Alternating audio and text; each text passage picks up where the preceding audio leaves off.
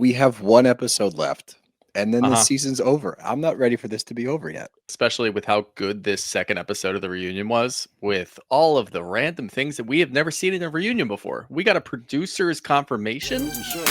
Bros and shows. I gotta have me my bros and shows. Bros and shows. Bros and shows. I gotta have me my bros and shows. Good evening, everybody. Welcome back to another episode of Bros and Shows. I'm your co-host, Steele Russell, joined as always by the one and only RHOSLC McGee. What's up, pal? I am in dangerous territory right now because my hair is very long and I cannot get a cut because the Eagles are in the Super Bowl. Oh, right. Yep. While I'm on that subject, I also still have all my Christmas decorations up because the Eagles are in the Super Bowl and I can't take them down. We're in the same boat. Mine are still out in front of my house. I think my neighbors got the memo as well, because if you look up and down the street, it is quite clearly not Christmas. It's almost February, and the majority of the houses still have their Christmas lights up. Yeah, I think everybody's on the same page right now, and I'm fine with it. I mean, I walk by places down here, everybody's still got their Christmas tree up in the windows. It looks nice. Why not? You got to look. It's only crazy if it doesn't work. Once it works, everyone's gonna be like, "Oh wow, it's because of you guys." That's our doing. We are going to win the Super Bowl. Yeah, that's definitely ours. But we're not here to talk about the Eagles of the Super Bowl. We have another 9 days to talk about that. So it's gonna take forever. Yeah, it's gonna take forever to get here. But in the meantime, we gotta In the talk interim, round 2 Salt Lake City reunion in what is definitely, at least in my mind, in the top 5 seasons of any sort of housewife show. It is This just is- nonstop action. There's so much going on. There hasn't been a miss, and we said that about OC earlier this year. But this really, there hasn't been a miss. There hasn't been a down episode. There hasn't been a breather. There's nothing. It's just full power all the time. yeah, and the difference between this and OC is one of the better seasons we've seen in a long time. Mhm. This is one of the best seasons we've seen ever, which is interesting because last season of RHOSLC was one of the best seasons we've seen ever. So this is just quickly climbing the ranks to quite possibly the best Housewives franchise on Bravo. That being said, we haven't heard from Miami in a while, which is that's the Bros and Shows fave, is Yeah. Miami. So Yeah, I don't Miami's know. got to come back soon. I don't know if they're going to be able to stack up to this level of, because here's the thing, because the drama is so potent, because these friendships are real. And I think you could argue that that's due to Monica. You might need to give Monica credit for the trauma bond that these ladies have created, which makes for better content, because you're seeing actual emotions every time they get into stuff. All of the reactions are so real. We're not getting fabricated shit. And that's what makes for the best reality TV, for the good moments, the bad moments, the sad moments. And let me do this right now before we get there. I apologize in advance to you and to everybody else listening and watching if I ugly cry later, because I assume you already ugly cried today. Oh my God. And during not the that part scene, I I thought. was like, Steele's going to be crying his eyes out. But I was like crying. And then one specific part, I was like, oh, fuck. I didn't even see that coming. Full ugly tears in my back room while I sat here. So just getting that out of the way. My preemptive apology for what will inevitably be a cry, probably. Yeah, no, we can do that. And look, we only have 2. We can fit that in. Yeah, we can fit that in there. It's fine. It's your time. But yeah, I mean, we really only have 2 recaps left for this season, and it is sad. I don't want to have to stack up other shows against them. They're not fighting. They're not competing. They're just entertaining us. So I don't want to put something like Miami that's not even out yet up against Salt Lake this year and say whose is better. I just want to enjoy it, because we went through a long spell of bad housewife shows, and now we're in, it's not the glory days, but you don't know if it's the glory days until after it happens. So let's just smile and enjoy it. Yeah, I think that's a good way to put it. Let's just enjoy what Bravo's delivering, because other than a couple of clunkers, which is going to happen, they've been hitting recently, and I appreciate that. We needed it, especially after the lull. So we're back in action, but we're here to talk RHOSLC. And as you guys know, this is a reunion episode, so it gets a little wacky. I will say this reunion has been a little bit more cohesive as far as segments. It gets a little crazy in the middle, but just bear with me. It gets crazy only because people talk over each other. And look, I mean, when you can't tell what anybody's saying We don't know. I mean, we try to even read the subtitles, and half the time the subtitles just say talking over each other, unintelligible, like whatever it might say. So your guess is as good as ours. But I will agree with you. It seems like at least when we're fighting about something, we're fighting about what we're talking about already. So True. it's either new information or it's just fighting over the same shit. But at least it's in the same realm of what Andy asked to start it off. So I'll take that. Yeah, that's a good way to put it. So let's jump in and we pick up where we left off with Todd, and he's still defending Gwen. The fact that JB Husband Boss again speaks up here is so dumb and so random. And like, I think that he got a taste of being a tough guy from going up against Justin earlier in the season. And now he's like, this is my thing now. Now I just speak up to other husbands, let them know you're not going to respect my wife. It's like, this is a 60-something-year-old man. That's also not really, his tone was stern, but not over the top. I thought it was a severe overreaction from John. I thought it was like a weird, like, let me blow up my chest. You're not going to talk to my wife like that. I was like, you're here as an accessory to your wife. You're not here to do this. So shut up, John. Yeah. Look, we're not Todd fans per se, He but did better this episode.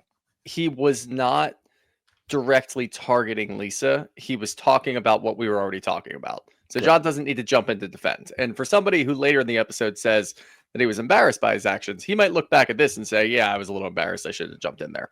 Who knows? But I will say it is very funny because you could just wait a couple of weeks and you'll probably get like I really just want this to be over with, guys. Like we see with Justin a little bit later. You know what? We're good. Everything's fine. Let's just move on. Leave us alone. Please don't need to do this. Yeah. But the whole thing is Lisa's getting upset at the implication from Todd. And again, he's not wrong. Like, you brought this up on TV. I get that Bronwin's the one that brought it up originally. And yes, historically speaking, on housewife shows, when something's brought up on the camera, it means that it's fair game.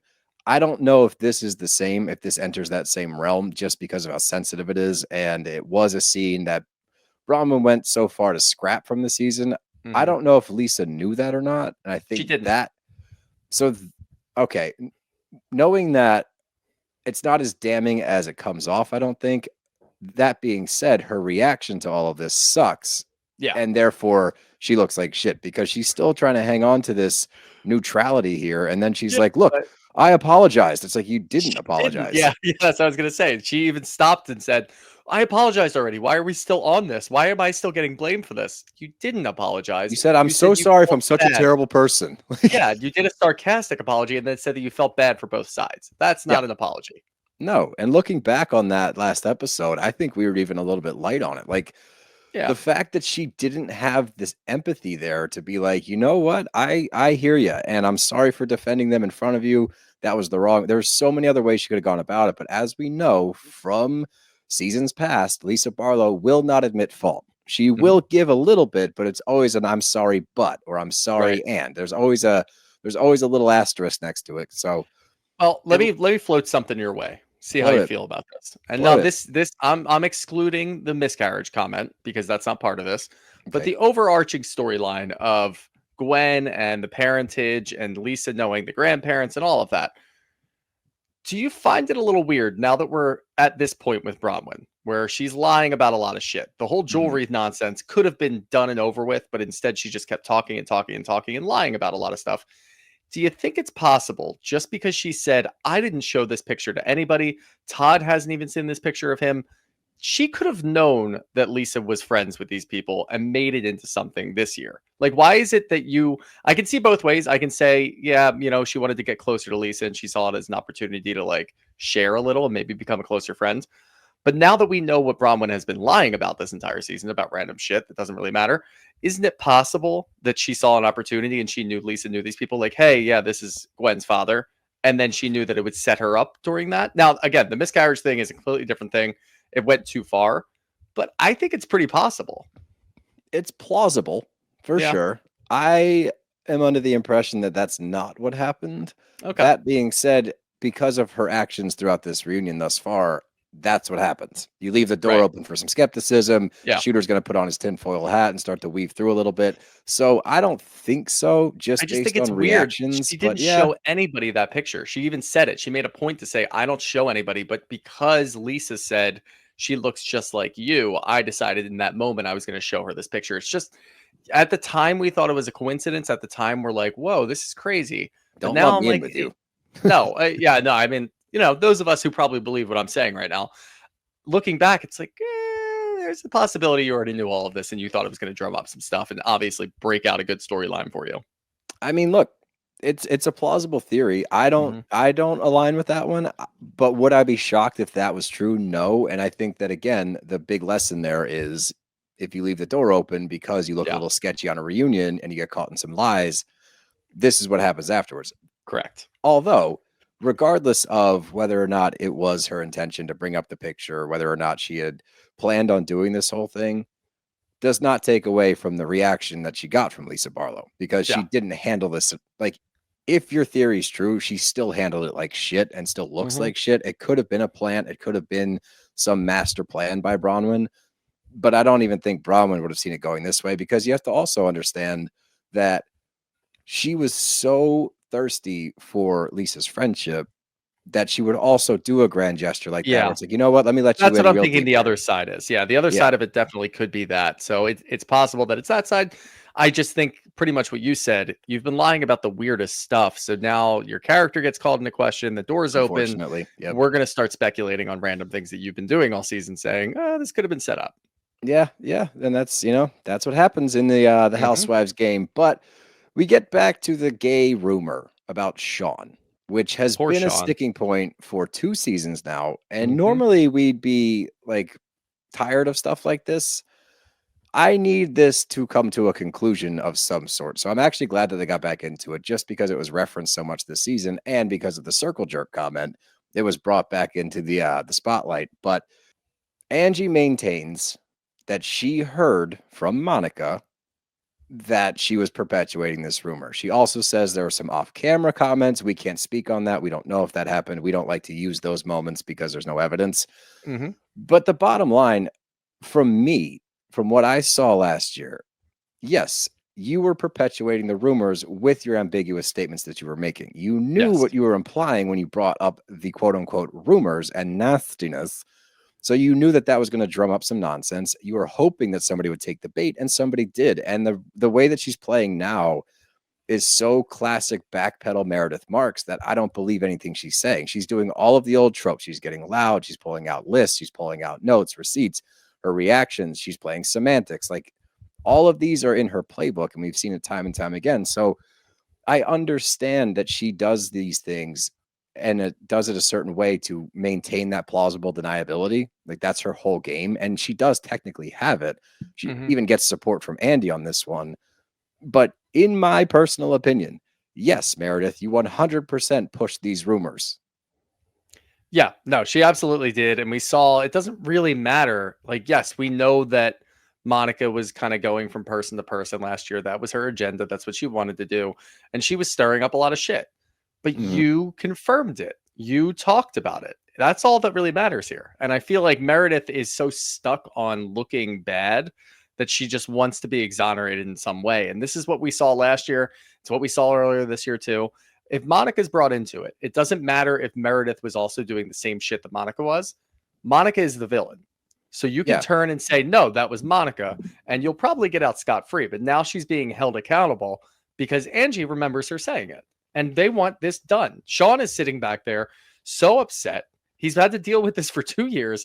He's looking at anybody. He's like, can somebody please just say I'm not gay? Like, I don't want to have to keep fighting this. Like, that's what I want. I'm not gay. I'm sorry, guys. Stop questioning my sexuality because it's really hurtful. And I don't want to deal with it because you're insinuating that I'm cheating on my wife and going around town and doing circle jerks. Can we please stop and leave This me is a alone? bad look for He me. seems like such a nice guy too. And I'm like, he gets lumped into all this shit because the people have issues with Angie and he just gets thrown right back into it. It's like, come on, man, leave me alone. I know. And when Meredith's trying to defend it, she's like, by doing all of these things, you spent 2 years accusing me and in turn have done all of these things to me. It's like, no, no, no. Like, that's not the No, same thing at all. Sean's Like, had 2 years of sexuality questions. yeah, Like, from not everybody, you. including probably his daughter. That's the underlying thing here, why this is such an issue. Once again, the gay thing doesn't have anything to do with it. It's more so the fact that you're implying that he's stepping out on his family Yep. to cheat on his wife. That's the problem. But she holds fast to the idea that she has not done any of these things, that she's being villainized for the sake of the show, for the sake of Angie, all these things. And Sean speaks up and he's like, yes, you have. Because last year you made that comment that Monica should take our house and take everything that we have. And of course, Mhm. Meredith's like, if you think that was serious, it's like, dude, you were dead serious back. That was the last reunion. You were totally serious when you said that. And that's Yeah. fine. We throw out outlandish comments, we say crazy things, and a lot of times we mean it in the moment. But her backpedal always is the same, where it's like, I didn't mean it that way, or I didn't say that specifically. It's the implication, Meredith. Implications matter.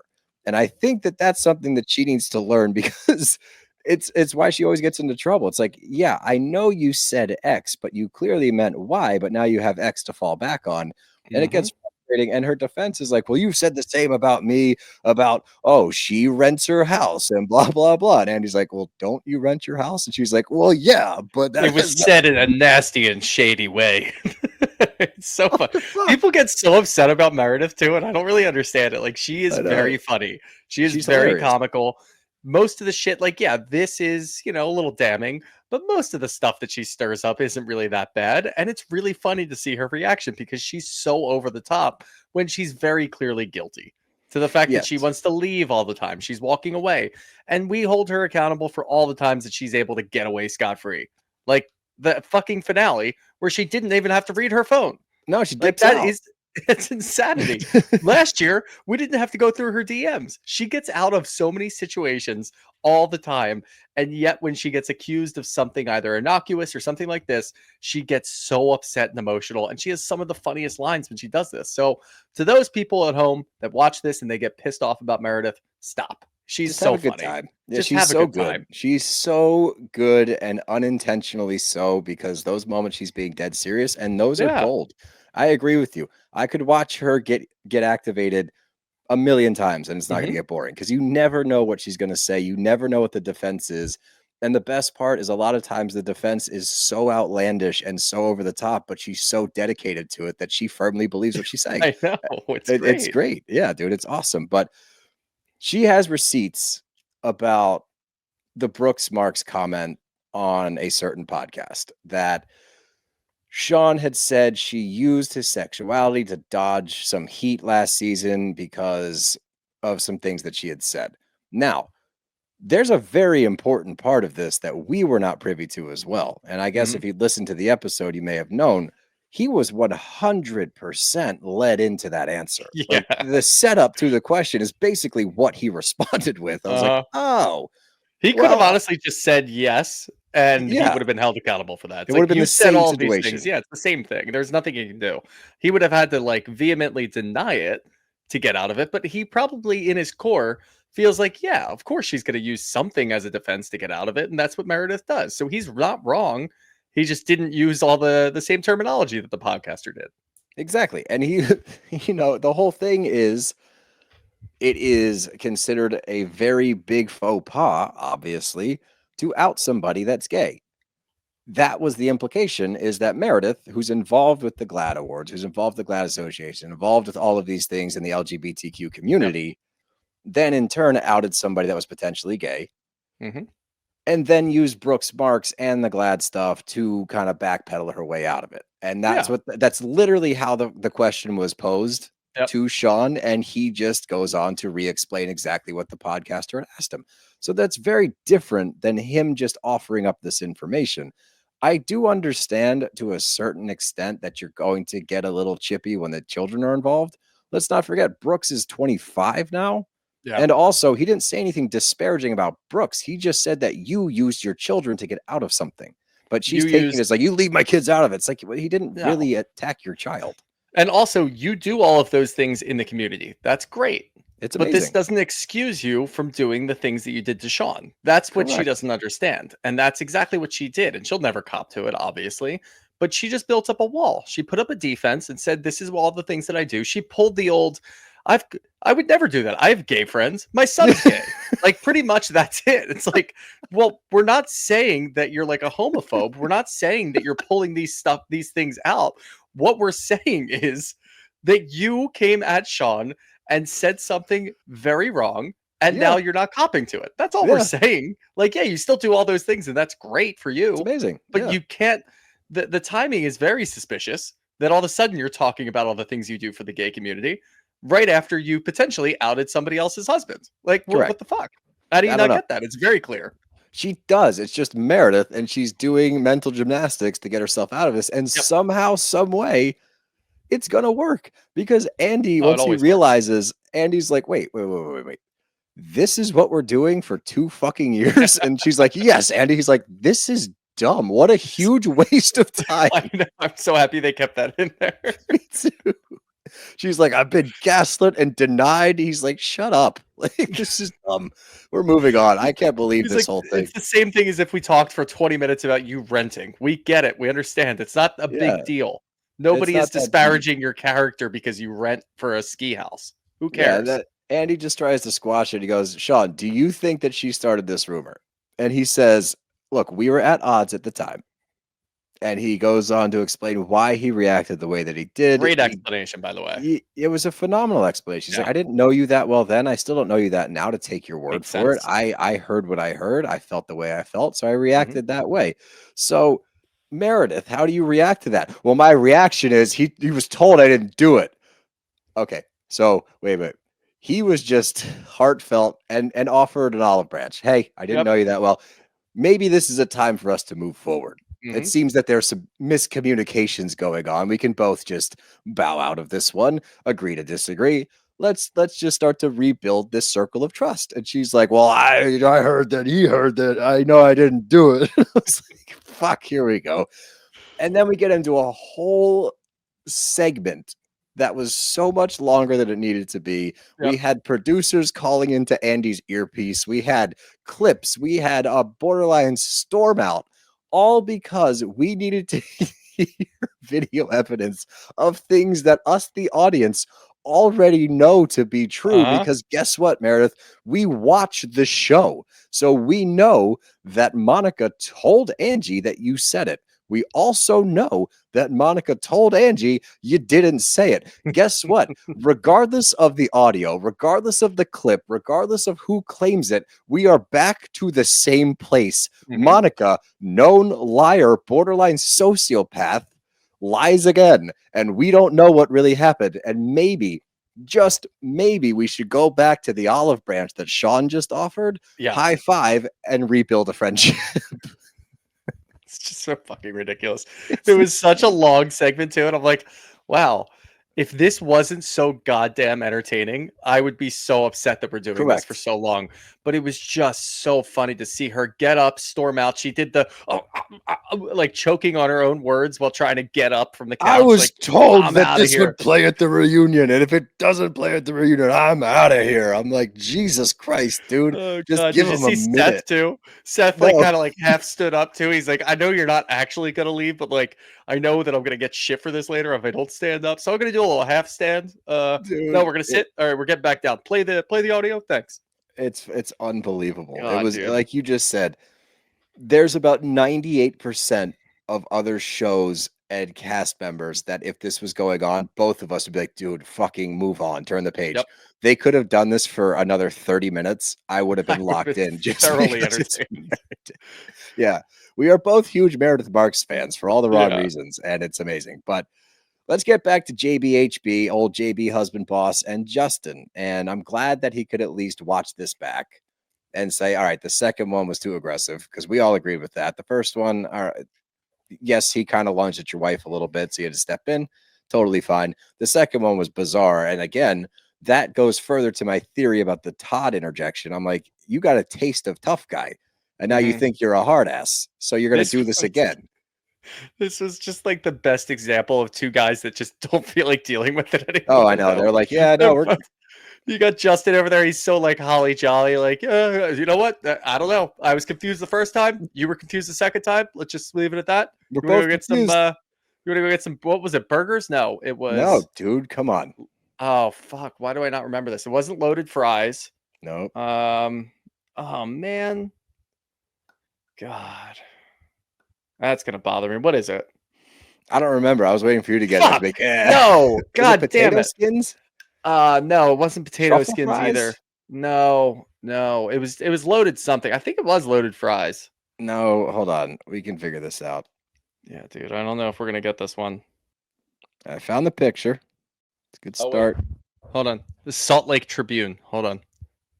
Smashed potatoes. Smashed potatoes. I was thinking Fuck. potato skins. I was so You're close. so Damn. close.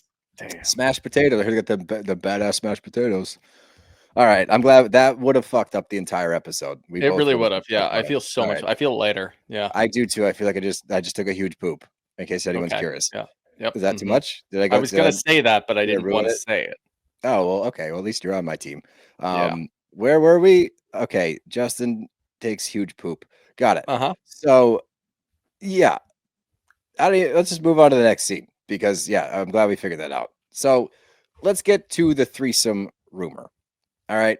Because obviously this was a rumor brought up by Whitney that apparently some woman approached her at a party and said, if you're looking for a third, I'm your girl. Just ask John Barlow and Lisa, which you thought that would be enough to imply I will have sex with you.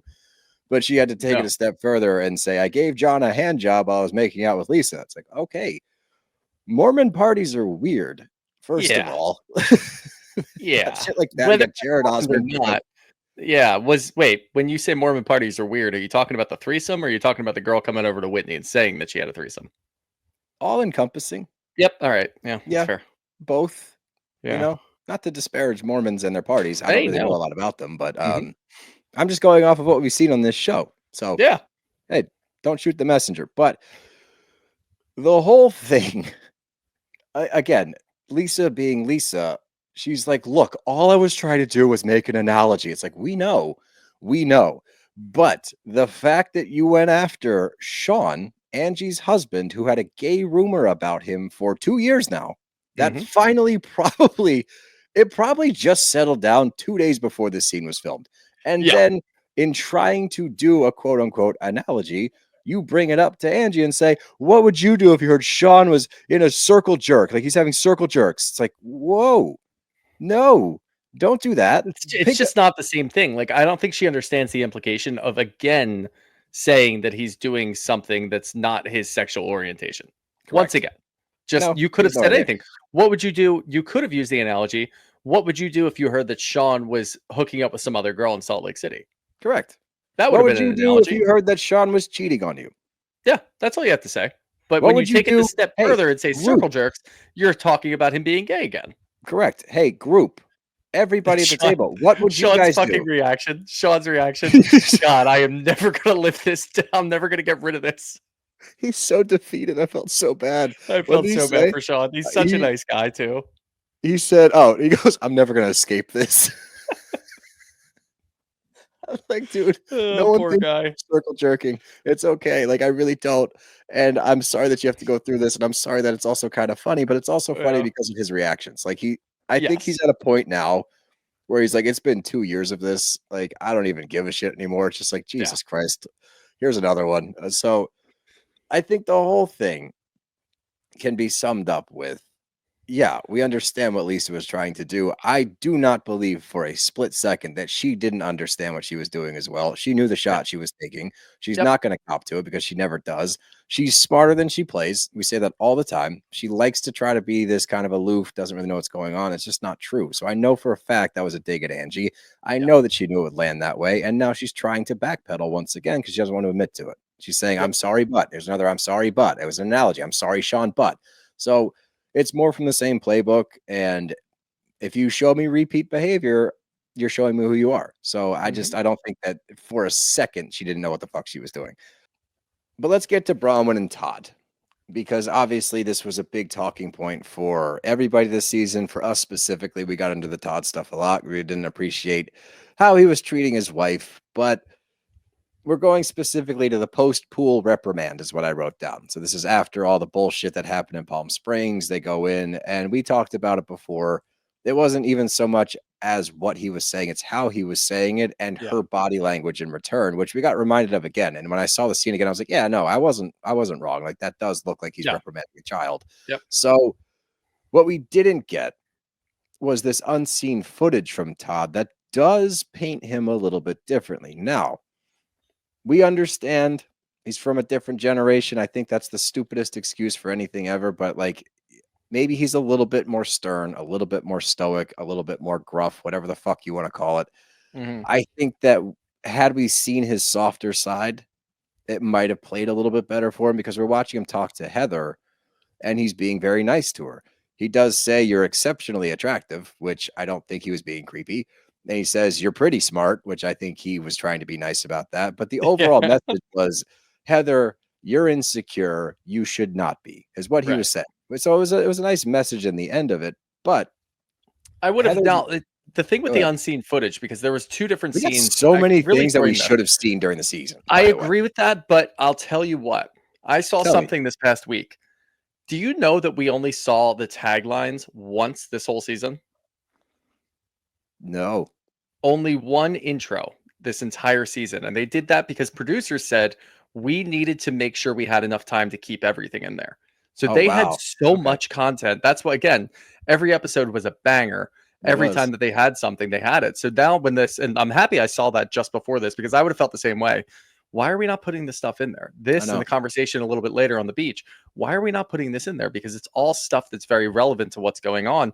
And from a podcaster standpoint, it would be nice to have that perspective. But, you know, it's okay. Director's cut. Yeah. Oh, us all yeah. the Well, I footage. say that all the time because when we get the Peacock edition the next day of the reunions and they're uncut and uncensored, I want them. They're That's so what I much want all better. the time. There should be a TVMA Bravo that we could watch, but there's not, and it's Bet okay. me the I'll get TVMA over Bravo would do better than regular Bravo. It hits Uh, so much it. harder Yeah. when you hear the Make it. fucks. You know what? Everybody's cutting cords. Let's just make Bravo a premium channel, and you can do whatever the hell you want. Why not? Who says no? Peacock says no, probably. Yeah, Peacock probably says no. Don't they? Peacock probably says no to that. Yeah, That- Peacock that's kind of probably their whole says business hell model. no. Yeah, But that's yeah, all of their reality shows. And I don't like too, because obviously there's, I thought that it was a nice scene. I thought that it painted him in a different picture where Sure. he was being nice. He's reaching out to somebody who he doesn't really know, but he's trying to help her because she's talking bad about herself. And we've seen Heather talk bad about herself before. And a lot of times people don't come to her rescue. I thought it was nice as somebody on the outside looking in, coming in and trying to make sure that she's okay and comfort her with nice words. Now, other people are saying that that was a play because he's actually a manipulator and he's actually abusive and like emotionally abusive and he's going to do this and that and whatever. I don't really see it that way. I don't think that he's thinking that far ahead, saying I'm going to be really nice to her and then when we get home, I'm going to scold Bronwin I for don't something that think she so said. either. I think he can be both. Maybe yes, in I his think that's relationship the he's thing to this take. way. But you know what? I think generally, like on surface level, he's probably a nice guy. But we Yeah, don't really see a lot of that. No, we didn't see a lot of it. So I'm going to chalk it up as he needs to do better. He needs to take what he saw from the season, go watch some things back, have some serious He conversations. Didn't watch this season. No, I so know. he That's will why I said he not. needs to go back and watch. And Yeah, he it's needs not to gonna be happen. better. I don't like if he's actually part nice guy, and you can tell that he's got a heart in the conversations about Gwen. You can tell he Yeah. gives a shit. So like he just needs to do better. Like if he Mhm. is actually this man that Bronwin claims that he is, instead of who we all thought he was and who Yeah. the rest of the group thinks he is, then prove it. It's one of those moments where I'm not saying that he's a good dude. I don't see enough of it. I don't know. Be better. Be better, and you won't have this issue. Come back next season because Bronwin definitely bought a ticket for season 2. She's definitely Yeah, back. I wouldn't change a thing. No, God, don't add, don't subtract, leave it alone. Yep. But I think that will solidify it. I'm still on the side of he needs to treat his wife better. So For I'm sure. not, and so we'll see how he does next year. But let's get to old biatch Seth, huh? Let's talk about that old Why not? biatch. Now, What's up, before- biatch?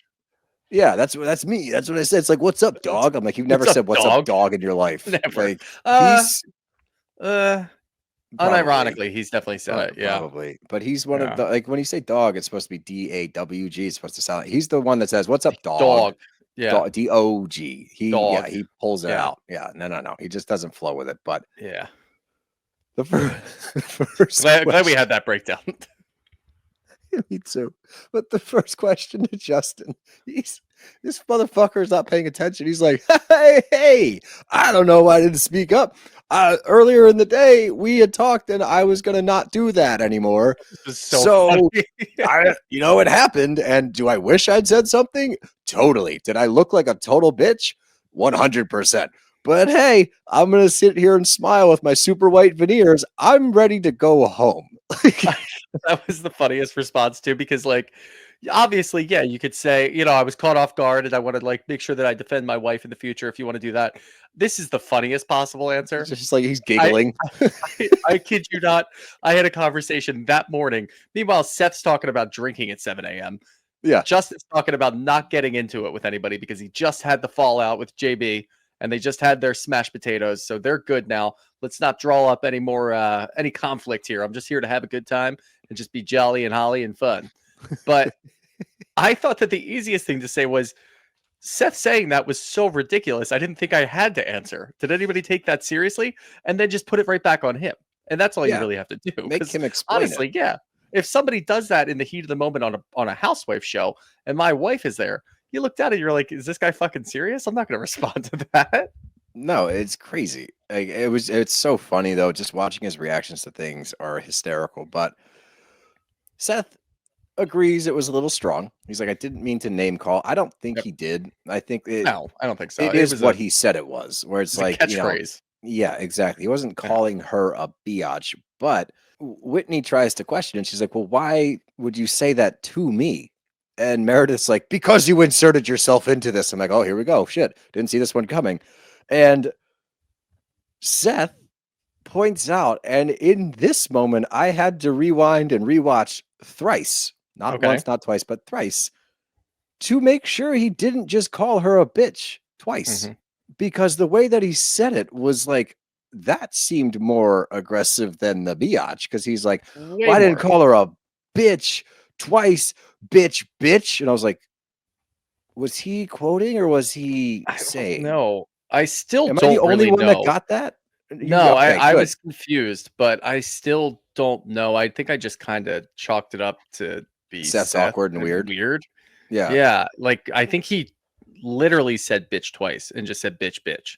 He said bitch, but then the second one had an tone. inflection. Yeah, so I think he was calling Whitney a bitch. Let's turn this whole thing around. Yeah, that's what I was like. I think he just subtly called her a bitch by not subtly calling her a bitch. And Justin once again didn't stand up for his wife. Justin staring at Andy giggling. Can we get out of here?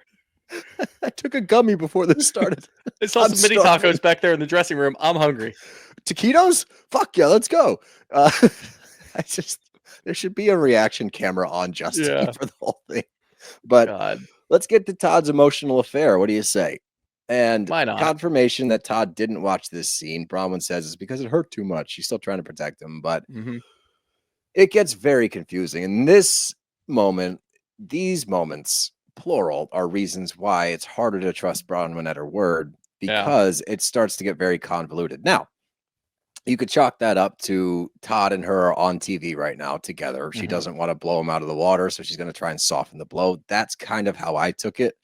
Todd's worried that his texting girlfriend watches Bravo. He doesn't want to be part of it, Perhaps, maybe it's that. But she goes on to say it wasn't really an emotional affair, and the other side of the room and a lot of the women on her side of the room take issue, which is fair. Heather gets upset, which is fair. And a lot of them are like, whoa, what the fuck? You made a whole thing about this, which led to a whole thing with Lisa, which led to a whole thing with Meredith, which led to a whole snafu amongst the group. And now you're saying that it wasn't that big of a deal. It wasn't that deep. And Bronwin tries to reel it in. She's like, it was just in the moment. I was having an issue because I wasn't feeling good enough. Everything I say with you ladies is scrutinized and you guys don't trust me. You haven't brought me into the group. So I felt alienated again. I'm not good enough for the group. So she makes it about herself. She leaves Todd almost entirely out of it. Right. And that once again calls into question, what else does she lie about? Or is this just a moment where she's trying to soften the blow because Todd's on TV? I think it's the latter. I don't think this is a lie necessarily because I think that it actually happened. I think whatever she was talking about on the boat definitely happened. A couple things came from all of this. Obviously on the boat, we saw Lisa and Meredith sort of taking Todd's side, which was bizarre. They took Todd's side. That wasn't and that was very bizarre. And Heather was one of the people that actually stood up to what was going on and talked. Which is why she was more upset about it. which is why she was more upset about it. And I think she took it a little too far because she just kept going with it. But that's fine. We'll talk about that in a second. I do think that Bronwin was just trying to protect Todd and just trying to save face because he was there. And I truly Yeah. don't think that he watched it. I think that maybe she said didn't. what happened. She may have talked about it a little bit. Maybe they had a little bit of a conversation about it. And he decided he wasn't going to watch it. And this is utterly embarrassing, obviously. So I think she's just trying to save face for Todd and make sure that he's okay. And that's what we see too. When she turns around, she's like, you're okay. You're okay. Like Correct. maybe he's a little nervous about it. Who knows? He didn't really answer about a whole lot of these things. So I think it probably happened and he just doesn't want it out there. It definitely happened. It definitely, I mean, she at least gives that much info where it was a conversation that went too far. It's like, all right, you're trying to protect him, but yes, it did happen. And I take it from the horse's mouth. The dude said to her, this is the same way I do business. I'm never satisfied. You said that to your wife while you were having a conversation with another woman. So yeah, I'm gonna go ahead and say that this actually happened. It was an emotional affair. And now they're both trying to save face because they've talked it out or whatever the plan is. I don't know. But Lisa's upset because you got mad at me because I didn't say fuck Todd. It's like, yeah, that still holds true because you still didn't support her in the moment. Just because 1000%. she may have blown this out of proportion, your reaction still stands because that was your reaction in the moment. This doesn't exonerate you because you took Todd's side. Meredith, it doesn't exonerate you that you questioned whether or not Bronwin was available enough to her husband that would cause him to not step out on her. Both of you are still in the doghouse. This doesn't, like, it's not a free pass. Your reaction still fucking sucked. But now you have a chance to try to reel it in. That being said, I'll give Meredith a pass because this is one of the important unseen footage scenes that we got. Yeah. She was upset that Bronwin didn't feel supported, and they ended up having a conversation on the beach where she reiterated, like, hey, I'm sorry if it came off that way. And it was actually a good moment for Meredith. Yeah. Would have probably done her a lot of favors if they had shown this scene. At the time, yeah. Yeah, so I'll leave her out of it. Lisa's defense of, I supported you. I clearly supported you. And I was saying, like, oh, Todd's not going to be happy. And then I gave you a hug. It's like, yeah, you still are concerned about Todd in the moment. Because Todd's not going to be happy. Like, don't reference that. You still are in the doghouse. Meredith, you're out. Fine. But Lisa's still there.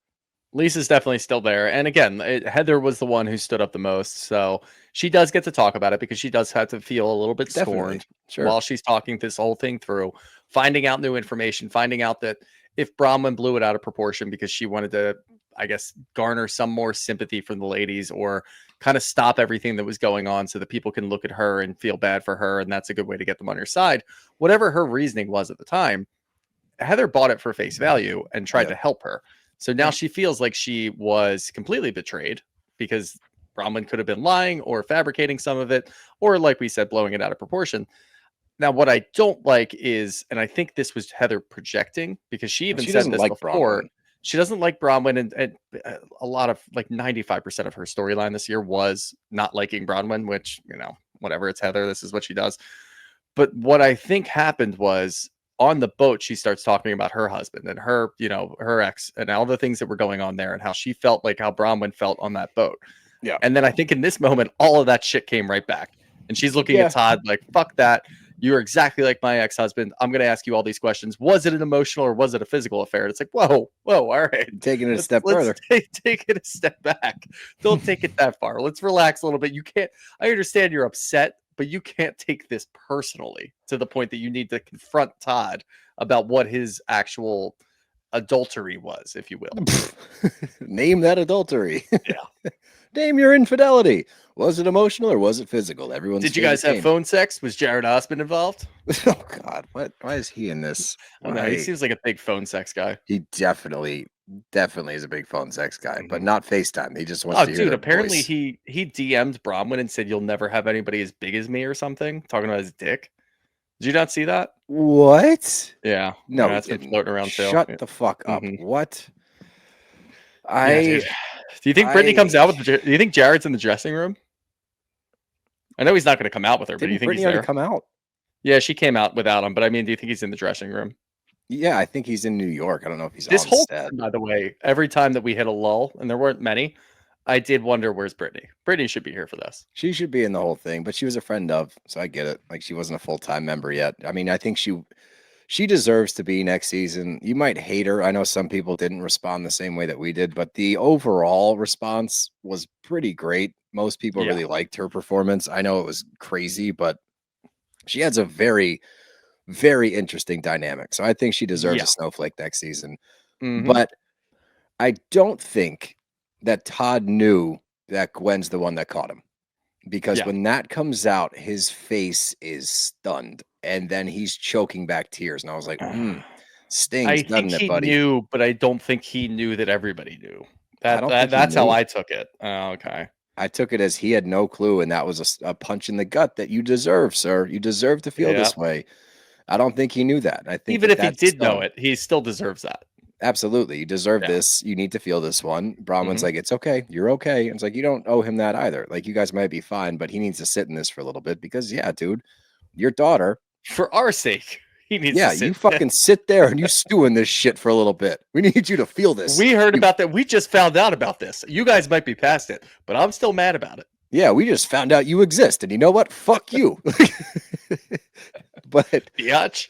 yeah, biatch. But we get a lot of random shit that doesn't really matter. I mean, like the Whitney motorboat thing comes up again, and Yeah. Lisa not digging too deep, and the fact that Bronwin got a little bit deeper, that Angie said she knew Bronwin better than she knew Lisa, which was a Mhm. sticking point for Lisa, but not really a sticking point for the season. And also, we can all see why she said that. Lisa, you Right. only offer up so much. Bronwin may have lied about a lot of stuff, but she did offer a lot of information about her life. So, and then we get the Vita tequila being mediocre, and Lisa saying that they're award winning, wait, they're the highest rated. During the Bronwyn Lisa talk, this was the funny little drop in by Mary.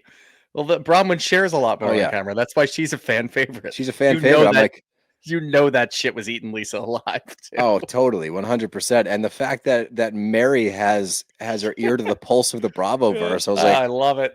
wow. I New was like, and Mary. by the good for you, Mary. You really did lock in this season. And we're about to get to her, but we have to talk about Meredith and Seth's marriage first. And Mhm. they are monogamous. So it's a great start. And 51% of the time, they have a lovely marriage. 51% of the time, it works every time. He fucking tries to defend traveling. He's Oh, like, God. everybody should try it. It's like a first date every weekend. I don't see her all week. I get to hang out with her on Saturday, and I fly back to my other family on Sunday.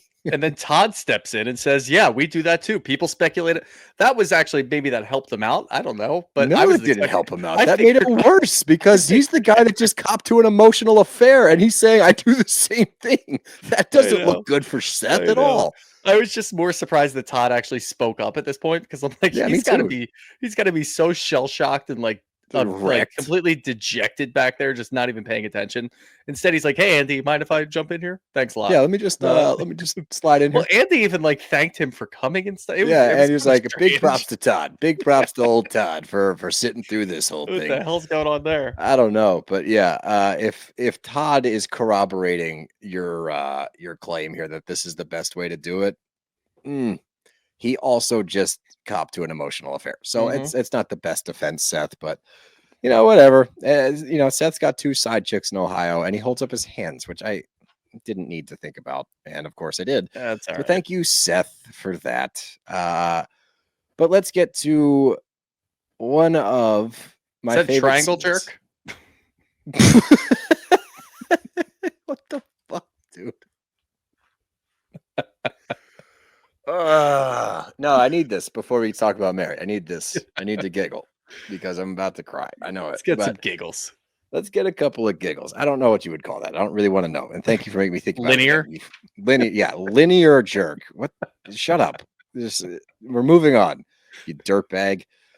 Anyway, we get to Mary, and this is probably my favorite scene I've seen ever in Yeah. a lot of shows. But they're just recapping everything, her rise this season, how impressive it was. I think all of us at home were blown away. Not even in regards to the Robert Jr. stuff, but more so just that she showed up to fucking work, dude. This was this is a 180 on who she was in seasons past. And Absolutely. she attributes a lot of that to actually having a friend. Let's get this out of the way now because this is after all the emotional stuff, but she attributes her rise to having somebody in Angie that she felt she could finally open up to. And Andy, being Andy, tries to stir the pot a little bit, which I really appreciated. He's like, "Ooh, Meredith. Ooh, Meredith, you're a friend. How's that feel?" And he's like, not trying to start anything, but Meredith, does that sting? I bet that stings. Meredith handles it pretty well because Yeah. Mary jumps on and she's like, no, no, no. We have a different friendship. We have a different friendship. She travels. I love Meredith. She's great. She sent a text. It was very supportive. Meredith's like, I wish I could have been there to help. So touching scene, just different friendship. And Angie was what we needed to pull this out of Mary. And you could say that maybe Robert Jr. as well. Like this whole thing was just so emotional that she was forced to be more open on screen. Whatever it was, she had an outstanding season. But Andy asks Mary, like, how do you think that this was handled? How do you think this whole thing went? And she says that she feels like the mission was accomplished. And we had talked about this earlier, how this all came up. Was there a conversation had beforehand? Because I was very adamant, as you were as well, that this is all amazing as long as he was on board with it, as long as Robert Jr. was ready to share his story. And we find out that before this scene, they had to sit down. And Mary's like, I'm going to sit you down on camera and I want you to tell me what's going on. I want you to open up to me finally. I want you to tell me what's bothering you because clearly something's up. They did not discuss the details. So what we saw in that scene was a genuine reaction. And the fact that they were able to have this raw and real scene on camera for everybody was so impressive. The way that she held herself so composed, and the rest of the ladies in the group, they all give her props for how composed that she was and the way that she talked about it. And props to Robert Jr. for being so composed, even in the state that he was in, because it did appear that he was under the influence of something. And he was still, as Andy points out, he was so eloquent. Explaining the chicken unseasoned is such a subtle, simple way, but so impactful, because I think anybody, whether you're an addict or not, whether you're an alcoholic or not, you can hear that and understand. Life without drugs was unseasoned chicken to him. Drugs put the seasoning on it. Like, that's very clear. It's very concise, and it's impressive that somebody under that influence could speak that way. But I have a whole thing I want to say. I'm going to save it for the end of it. But they talk about rehab. How long did he go for? He was in a 30-day inpatient, and it's even more impressive that he wanted to go. And that's what it appeared to be on screen. But yeah, I think that it's just so amazing how they were able to do this, to portray a message, to get something out there, not make this a storyline, but make this a message to everybody. And I think the only way that happens is if you get genuine authenticity. And that's all we got from those two. Every time they're on screen together, these powerful moments, they were just so gut-wrenching and so real and so powerful. And the fact that they went into this with a mission, let's help somebody. Even if we help one person, let's do this. Let's make something out of this. I can't say enough about it, man. Like, it was such an incredible moment. And I'm glad that they had this moment to discuss it at the reunion and reveal that to everybody. Yeah, to be able to fully unpack it and let everybody talk about it, because as we know, during the season, the only person that she told was Angie. She went through all of that, then she ended up going down to Mexico, or as Steele says, Panama or Dominican Republic or wherever the I hell said they Puerto were. Rico. I said Puerto Rico because I figured out why. Because when no, Puerto Vallarta. So when I typed it in to Google, right? I typed in Puerto Vallarta, but as I was typing it, it was doing suggested, and I saw Puerto Rico, and my brain just went stupid and was like, "Oh, Puerto Rico, Puerto Vallarta, Puerto Rico." So that's what happened. Okay, thanks. You're welcome. But either way, it was still obviously during the season, she held that pretty close to the chest, and it shows how true of a friendship that she had with Angie, as we talked about. That helped her open up more on camera, more for the show, which resulted in an incredible season for her. Yeah. But nobody else knew about it, and nobody knew what she was carrying around. So I'm sure while all of them were going back and watching it as it was released, or as they got the tapes, whatever the hell they do, they're watching this and they're probably in shock and awe. Like, how the fuck was she able to go through all of this and still be present, still do all of the things that we watched her do this season, still have the best season that Mary's ever had? And she's going through all of this. Like, that's incredible. So I'm sure a lot of them were able to take a step back, probably reach out, make sure she's okay, see how everything's going, tell her that they would be there for her if she needed. And obviously we need this too, because this is an open discussion, because there's other people that maybe they don't feel as comfortable to talk to Mary. Maybe they feel like, yeah, I can send her a text message and say, wow, Mary, that was really powerful. But sitting down at a reunion and having her go back through this, give us an update, it also opens up the floor to everything else. And that was Mary's talk. Mary wanted to have that mission going into it. Her and Robert Jr. wanted to help people out. And talking about it also helps people out. So this opens up the floor to everybody else to discuss their feelings, to discuss the impact that it had on them. And I think that's really important because this is a close-knit cast. This isn't just some ragtag team that people throw together on Bravo and we just kind of see what happens. And yeah, they have fun together, whatever. This is probably right now on TV the closest group of girls that we have. So to see them all kind of come together, and I'm sure they're having their side discussions, talking about everything, as Heather goes in to say, you know, I was sitting there with my daughters. This brings up things that I don't feel comfortable talking about with them, but it opens up a dialogue, and that's important too. So there's just so many different ways. And of course, for Mary too, going through all of this is fucking insane. To go through it on camera is even crazier. And now she's finding out in real time, yeah, that made a huge impact on my life because my children were there, because we watched this, because I had family members reaching out saying, oh my God, did you see this? It opens up so many different channels too for her. So obviously it's just like she said in the beginning of it, it's mission accomplished. Well, why this is so important for me, and as you all know, I am in recovery, 6 years sober, and I'm active in the community, and it's something that is very important to me. This was just such a full circle moment to be able to come back to after what we watched throughout this season, after we watched the struggles with Robert Jr., watched what he was going through. And as we start to break this scene down, you know, getting to the stain comment and seeing the impact that that had on the rest of the cast, the impact that it had on people at home that were watching that may not understand this stuff. The fact that you have a group of women that brought their daughters in, their children in to watch this scene, to understand more, it meant way more to me than I thought it would. And I knew that this was going to come up at some point. And I was curious how they were going to go about it and what Mary was going to share with us. But the fact that they came into this with a mission that we can help one person, Robert, by you sharing your story. And I think that this is such an important message overall to everybody out there, because addiction, alcoholism, these things are so misunderstood, and people assume that it's somebody that has a problem that they can figure out, and they don't ever attribute the fact that this is an illness. This is something that we can't just fix. And if it was that simple, then this wouldn't be such a major problem. But people like Mary, people like Robert, like, they're heroes in my mind, because they make people like me feel seen. They make people like me feel understood. And, you know, for Robert to speak out and be like that and show that he's still in there, that the Robert Jr. that Mary loves is still in there. It was just hidden behind this fucking disease. And for the people on Mary's side that don't understand why somebody they love is going through this, that question what they've done wrong in this whole thing. And you can see that Mary did everything she could to help. This was not Mary's fault. And everybody on her side of it always assumes that it's their fault. But this is proof right here. It's not. She still holds herself accountable. And it's just not necessary, but it's something that probably never goes away. And I didn't expect this part. And this came out of left field. And this hit me right in the fucking stomach, is when Angie speaks up and says, Mary said something to me.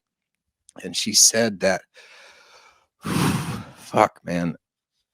She said, I know if your mom could do it all over again, she'd do it differently. And I think that's something that so many people need to hear. And I think that's something that, for me personally, I have sleepless nights over, because I had cirrhosis when I was 27. And my daughter would have had to question why I wasn't here. And all I would want to tell her is I wish I could do it differently. And I regret those years that I fucked up. But people like Mary and people like Robert Jr. doing this and putting this out there and being vulnerable and open and watching the reactions of the other people there shows what can happen if people talk about it and if people are open to it.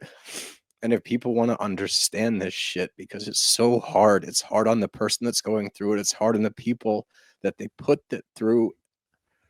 And I just hope and pray that this is a moment that other people will see and take it to heart. Stop being so harsh on those that are going through stuff like this. Stop pointing fingers. Stop criticizing. Stop acting like we're all pieces of shit because we went down the wrong path and we're trying and fighting for our life to get out of it. Because if you ask anybody at the end, if they don't make it through this, would you do it differently? Every single person that goes through it will say, yes, I would have done everything differently, but I couldn't fucking do it. I couldn't figure it out. It's not that they're bad people. It's that this fucking disease sucks. It's so hard. And what these two are able to do for people like me, for people like my family that get to see this and feel seen and understood, that they're not the only ones that come through this. I said earlier in the season this they saved lives, but after this, man, like they're fucking heroes in my mind. They did so much for me in one scene, for both sides of it, from being the one that went through it, from being the one that put people through it, and then understanding what it must have felt like for my family. And I don't know, it was just fucking amazing. It was really amazing. Yeah, it was incredible. And we've criticized Bravo in the past for not taking these things seriously or not going about it the right way. This was pretty much out of their hands. This is something that Mary and Robert Jr. decided to do. Bravo didn't fuck it up. I thought even at the reunion too. I mean, this is the second part, third part, really, second and a half part, whatever you want to say, because of the conversation that Mary had with Angie at that time during the actual season. This is the second level to it. Get the update, see how things are going since it aired, since it got out to that many people, since it was communicated, see where everybody is and let other people talk about it, because it shows everybody on this cast has shared experiences, whether it's one thing or another. You can all kind of come together and see what it is. And it's nice to see. It's nice to see these, the women that we watch fight on a regular basis can come together for something that's that serious and just shut up, listen, stop talking. Then when Mary's done, just kind of go into it. So they handled it really well. Andy handled it really well. And obviously, kudos to Mary, of course. No, all of the props in the world to Mary and Robert Jr. Like I said, they're heroes. These are the kinds of people that we need to speak out. We need people to talk about it, be open about it, because you can see that's what was so amazing. You look around the room and watch the reactions of the women there, and they all felt it. They all felt the need to bring their kids to watch it, to try to understand more, to open up a dialogue. And that's what it's all about, being able to talk about it, being able to discuss this without this big scarlet letter attached to it. And I know that I've done this before. I know I've cried over this subject before, but I will bring this up and talk about it to my fullest extent every single time, because of how much I believe in things like this, because I know firsthand, because I was the one that did it. And I can't commend them enough. I can't commend Andy enough for just stepping back, letting this come out, letting her do her thing, letting her talk. And the biggest hero of them all in this, honestly, Robert Jr. I hope that he's doing amazing today. It's a journey. It's a struggle. I saw people trying to post things that were calling into question what he was doing. And that's fucking disgusting. Like, leave him alone. This is not an easy path, and there are setbacks. And if he's going through something, shut the fuck up. The general public that needs to talk about it. So yeah. When when I say ugly crying in my back room alone, it was not pretty. But yeah, I figured as much watching that. Yeah, no, you pegged it right, pal. You know me. Yeah, you know me pretty well. But and guess what? Look, Brittany comes out next episode. Good. That'll make me laugh again. That'll make Meredith does some stupid shit, and maybe Jared Osmond will come out with that big old dick he's swinging. Yeah, swinging that damn thing around all over Osmond Lane. We're back. He's dragging that thing all over Osmond Lane. Don't worry. We were one dick joke away from me smiling again. Everything's normal, guys. No, this is a great reunion. You had literally everything in this reunion. I don't know how they're going to finish this thing out. Episode 3 could suck and it's still going to be good, because they put together, it's the immaculate season. Yep. Honestly. So bravo to these ladies. Really gonna say that before the last episode? I maybe there. We'll see. We'll see. Going out for the 9th inning steals like perfect game. Am I right, guys? I'm the no-hitter guy. Dude. Do you remember? Were you with me at the Conchi Corner? Or was that George when we were watching the no-hitter? We were there. Phillies, yeah. And that fucking dude game.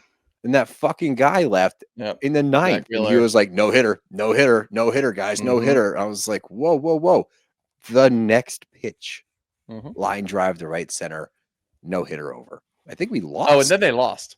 Yeah. Talk about a jinx. When I tell you, the atmosphere in that bar went from, this fucking guy, to where the fuck did that guy go? We're all going to go kill him, was pretty quick, but very quick.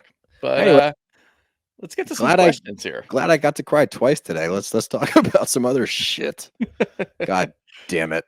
This will make you laugh. Oh, where'd it go? Oh no.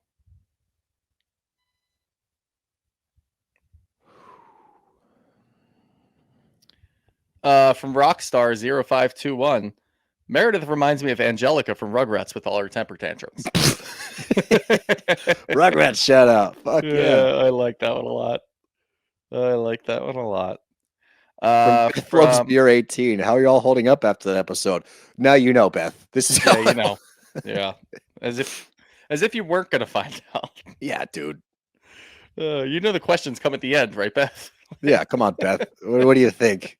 I'm a mess. From Courtney Bridal Rush, is Mary the number one girl in the group? Yeah. I mean, ceremoniously right now for sure. Yeah, I would say know. There's a lot of people vying. Look, for I mean, it. if she continues to do what she's been doing, which that's you can't replicate this season, obviously, but if she still like tries and locks in, yeah, she can be easily top 1, top 2. I think.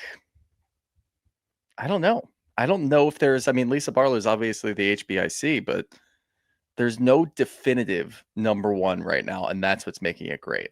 That's a great point. It's a great way to put it.